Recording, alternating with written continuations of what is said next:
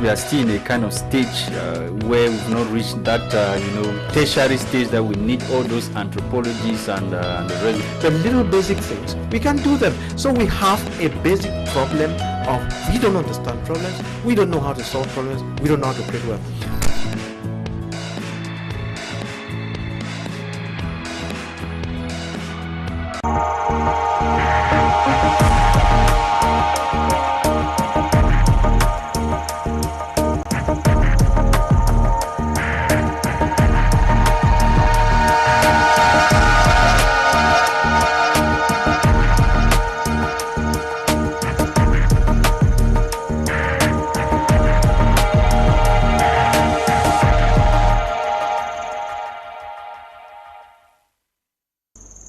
Happy New Year 2022 and welcome to the very first edition of the Agenda for the Year with me, Lasha Kingsley in Douala, Cameroon.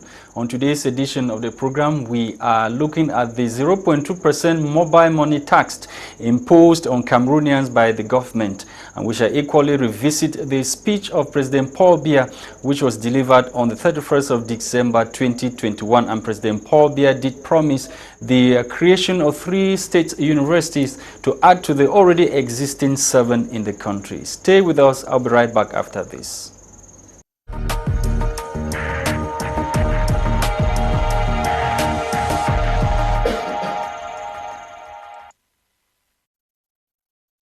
Galin Bernard is joining me in the United States of America for the very first time, and he is our very first guest for the year 2022. Thank you so much, sir, for honoring our invitation to talk on some of the burning issues affecting our country, Cameroon. It's a pleasure having you, sir. Thank you very much for having me, Kingsley, and it's also a pleasure to be the first guest on this program for the year 2022, and also for being here for the first time. I am elated to share my points of view and my thoughts about issues that happen that affect our day-to-day life. Okay, and Cameroonians woke up on the 1st of January 2022 with this new tax on mobile money, operations. Each transaction they carry now will be levied, or they will have to pay 0.2% of every transaction that they carry by the use of their electronic wallet, of course, which is the mobile money we are talking about. What is your own appraisal of this finance law that was voted by parliaments in Cameroon? Thank you very much, Kingsley. It's necessary to look at this from different dimensions. The first dimension is the legal value of such a law, and the second dimension is the policy implications, and then the third dimension is going to be the public perception of this law. First, it is a law that has already been passed by Parliament, meaning it is binding and it is already in effect. So there is nothing anyone can do unless Parliament decides to amend this law, or the head of state of Cameroon decides to take an ordinance to repeal this. And then also, from a policy perspective, you will realize that the Director of Taxation has already written out to some institutions that conduct money transactions, and he's very clear and unequivocal to them on how they must collect these taxes and on what transactions they should. Then from the public perception of this, that is where we see the uprising or the denunciations and the rejection of this tax.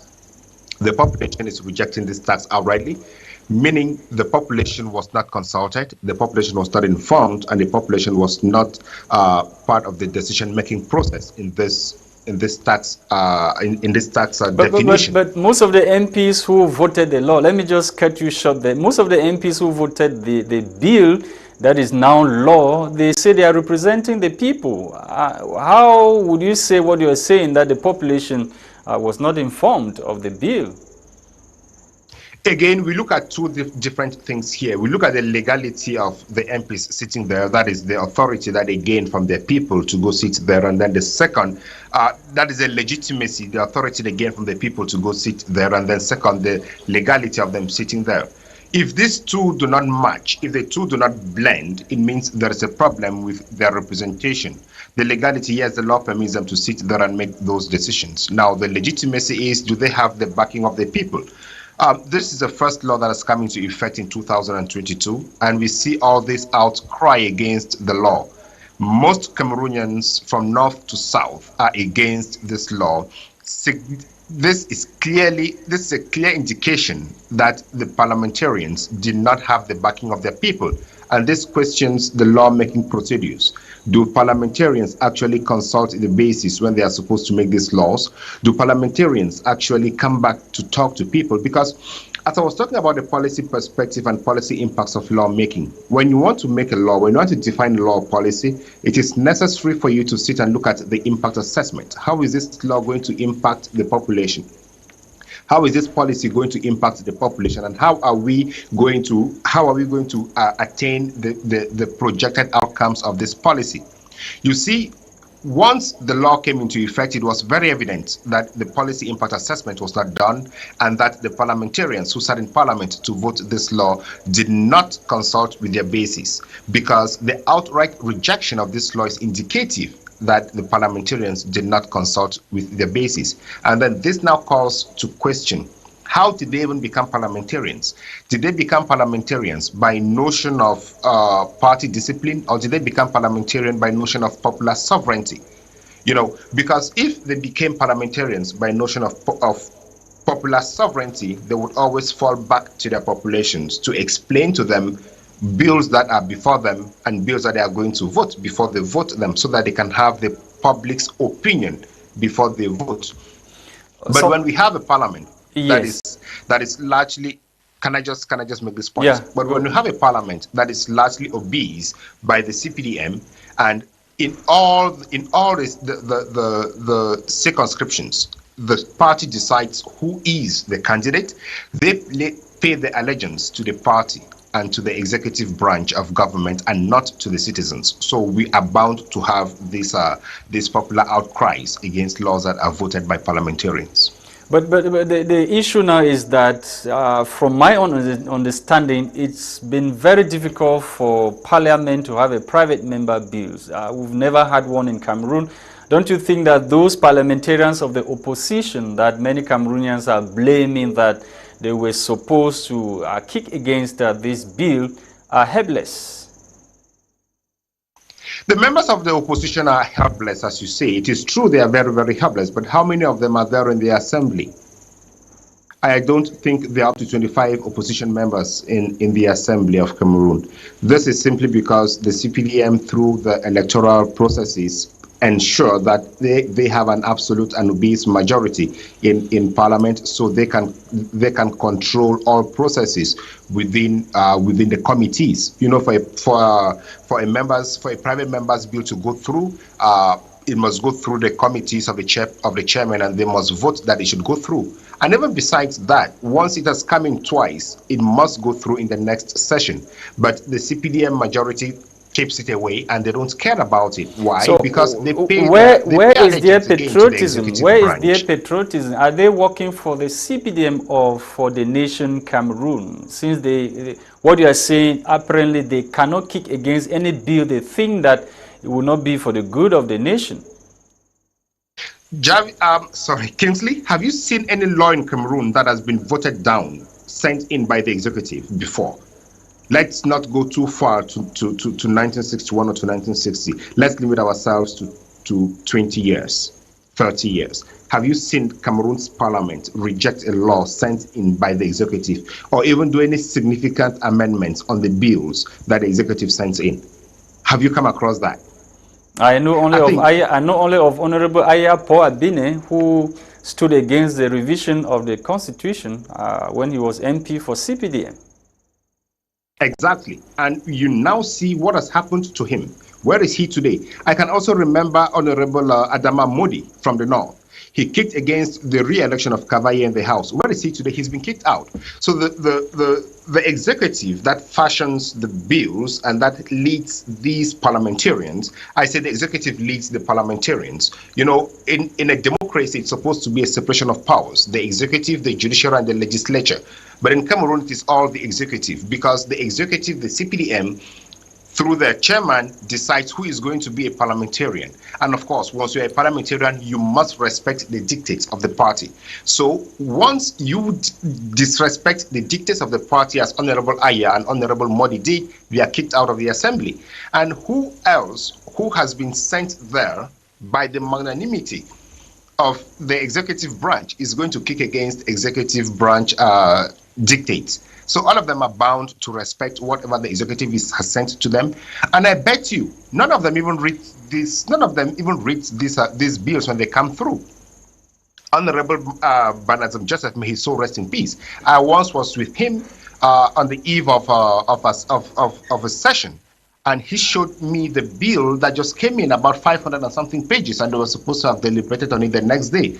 And he was wondering how they are going to go about deliberating on this kind of a bill the next day. And these bills are coming late, are in total contravention of the law. The law has a particular period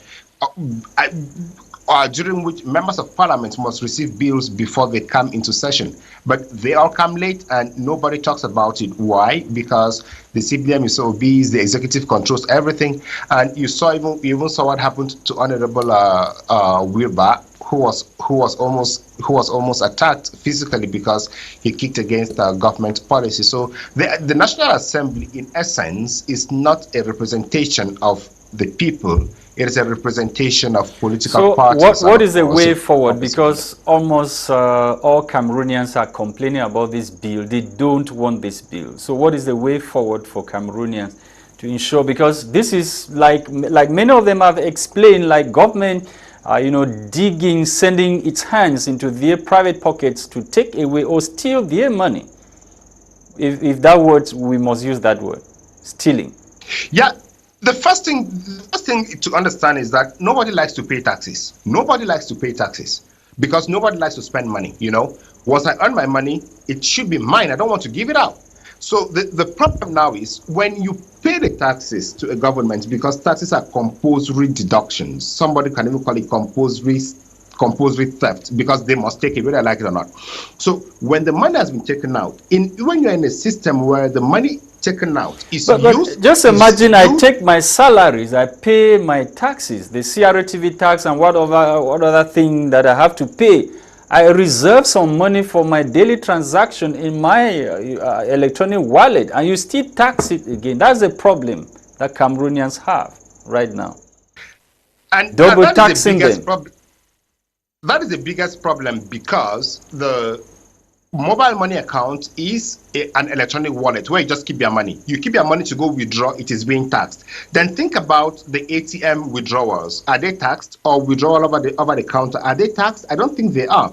And you would understand that this is an immoral tax that has been imposed on people, because it is taxing the very poor. Those of us who grew up in very poor localities and very poor families, who did not even have bank accounts, this was now our only source of saving our money and traveling with it in such a way that it could be secure.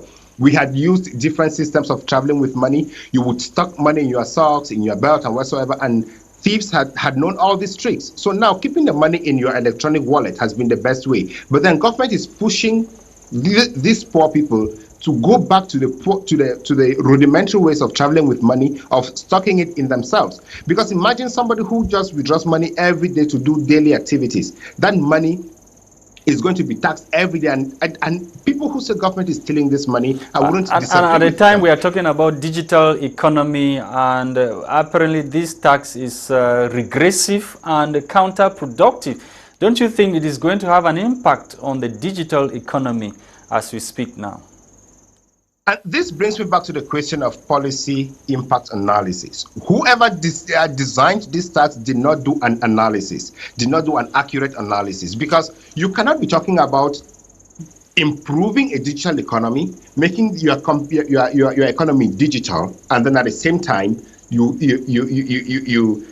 put in brakes that would prevent people from enjoying from that very digitalized economy. So the analysis have been very poor. And one other thing that we don't see is it is taxed at the person who sends the money is taxed, the person who withdraws the money is taxed, and then Remember that Cameroon is operating under a value-added tax system, which means all taxes are imputed into the cost. So the fee you pay to MTN or to Orange when you are withdrawing the money or whatsoever during that transaction line is part of the taxation that government is imposing on MTN and Orange, meaning you pay 3 taxes. When you send the money, you pay. When you withdraw the money, you pay. When you pay MTN and Orange, you pay again. And this is why I call this tax very immoral. Yeah, and just to let you know that I visited 3 banks earlier in the day today just for some investigation, and I realized that their transaction, mobile money, bank transaction have been stopped. I have customers who came there. They were wondering why the application was no longer functioning, and they were told that for now those transactions have been suspended because of the 0.2% tax. I just did a random visit in 3 commercial or 3 financial institutions in Douala earlier today, which means that the effect on the digital economy is going to be serious. It's going to be huge. Absolutely. Absolutely. And now you would understand that the banks have suspended these taxes to do an analysis to see how it's going to impact their business before they decide whether to go ahead or not to go ahead with these taxes. And that is what the government of Cameroon never does.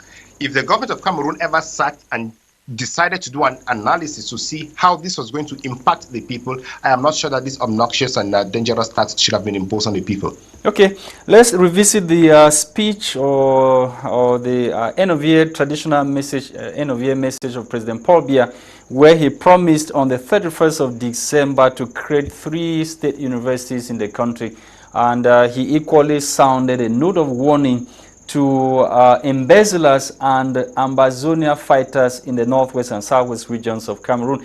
Mr. Galin Bernard, let us begin in the northwest and southwest, where President Paul Biya warned Ambazonia fighters, those who don't want to drop their weapons and embrace peace, that the military is going to go after them, and the competent court is going to ensure that they are tracked down, especially those that carried out the attack in a Kondo Titi that led to the death of some students and a teacher. Yes, Kingsley, you would realize that those threats have been recurrent since 2016. He makes those threats every year, and I don't know how. Again, I don't know how he analyzes. Is it diplomatic language? Is he sending a message to the diplomatic world, or the warnings are actually serious warnings?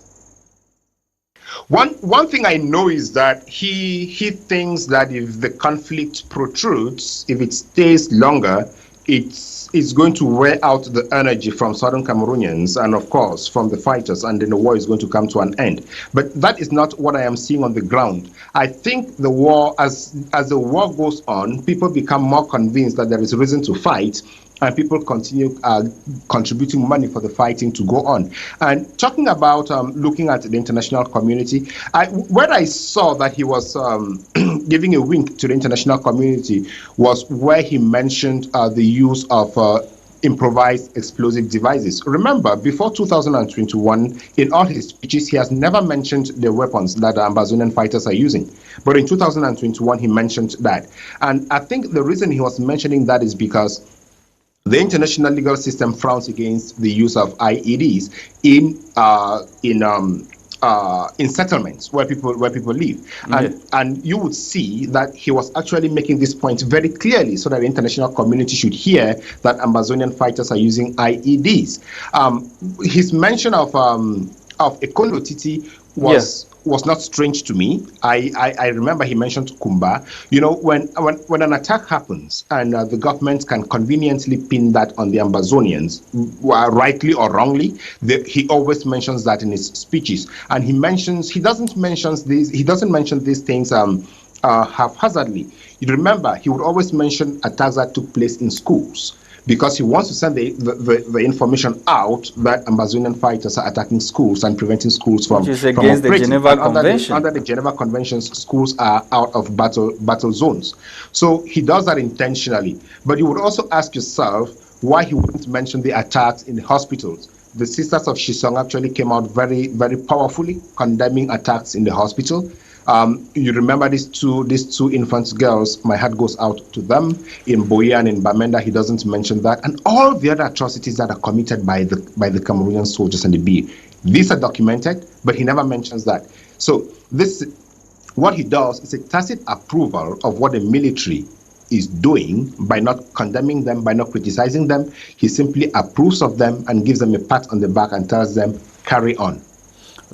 Some people may have the impression that the president is not being ill-advised. He is not being told on the realities of what is actually happening on the ground. The first time I read Machiavelli's The Prince, I understood how Paul Biya functions. In Machiavelli's The Prince, he says that you, the prince, that is you, the president, you should make it in such a way that everybody believes you are a good man and everybody around you is a bad man. That is what the formula that Paul Biya is applying, I think. And, once you think everybody around him is giving him ill advice and he's been the one appointing them since 1982 and even before, it means there is something wrong with the person appointing those people. He chooses people that will not give him good advice. So whatever the case, the bus stops with him and he's responsible for anything that happens. Okay, we are gradually going out of time. I didn't know that we've exhausted almost all the 30 minutes. Let's end with this. Promise by President Paul Biya. He promised on the 31st of December that he was going to create 3 state universities to add to the already existing 7. And he did that recently. And the universities of Beitwa, Ebolova, and Garoua were created through a presidential decree recently. And many Cameroonians are asking this question because thousands and thousands of youths graduate each year from those 7 state universities, but they don't have a job. And many Cameroonians are wondering the kind of universities President Paul Biya was supposed to create in the 3 remaining regions now. What do you have to say to these universities that he created? Is it really going to solve the problem of youth unemployment in Cameroon? Yeah, before I answer it, just give me 1 second. Let me touch on the previous topic. At the Coalition for Dialogue and Negotiations, we believe that this conflict is going to end on a table.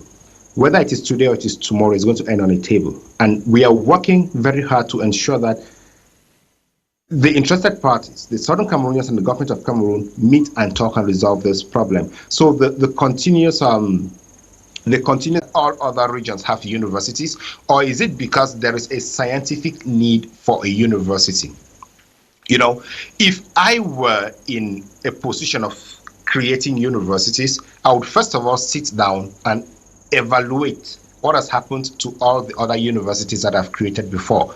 How are they operating? Are they producing at the maximum? We don't even feature. There was a recent ranking. There was a recent ranking, and none of the universities in Cameroon featured.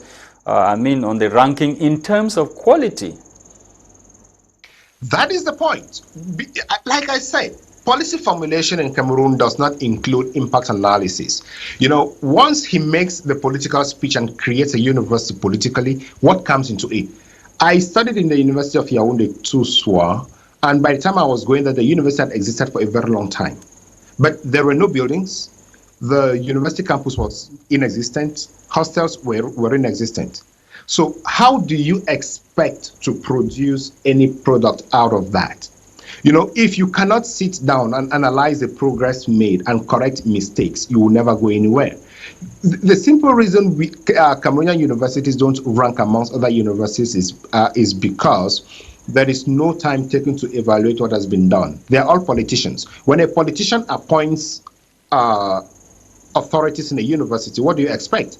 You expect political payback, political feedback, political alignment. You don't expect scientific input, because once a rector, a dean, even a professor is there, conscious of the fact that he must say thank you to a politician who appointed him to that position, he wouldn't care about the output from that university. The coronavirus has taught us a lesson, and this is not only to Cameroon, but to the whole of Africa. What do you do to prepare your populations to face such challenges? There is nothing. Everything is dependent on foreigners. And that is the biggest challenge we have. What have Cameroonian or African universities done to kind of bridge the scientific gap with viruses? This happened in 2019 and it is still trending into 2022. But I bet you if another pandemic falls on in 2050, 2100, we'll still be lagging. It's going to be the same reaction. We will still be expecting on the West to send us vaccines, to send us face masks, to send us testing kits, and sorry, what essence then sorry, we have to end here. Sorry, we have to end here. Stangalin Bena, thank you so much for taking out time from the United States of America to talk to us. It was a pleasure knowing that you are our very first guest for the year 2022. We hope better things are ahead. It's been a pleasure talking to you, Kingsley, and I wish you a wonderful year 2022 and all the best to my Media Prime TV. Thank you so much. Thank you.